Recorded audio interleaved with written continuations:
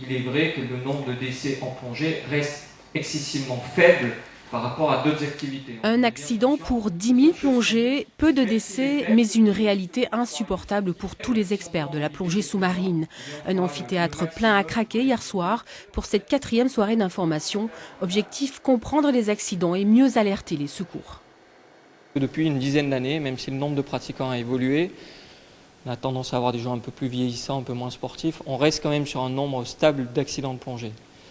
Principalement des plongeurs confirmés, avec un nombre d'encadrants qui est non négligeable, à peu près un accident sur 5, c'est de l'encadrant, ce qui nous embête un peu. Les causes de l'accident sont clairement identifiées. Stress, conditions physiques, météo ou contrôle du matériel.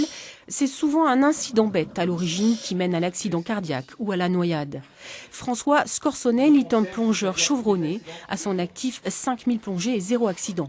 Il vient chaque année à l'affût de toute information. Des fois, de ne pas respecter les éléments de la mer, comme à la montagne, il faut savoir la respecter.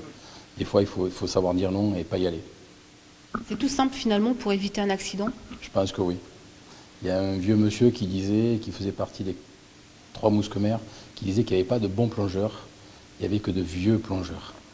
Pour éviter les drames, les règles fondamentales de sécurité ont été martelées hier avec un message clair à l'attention des encadrants.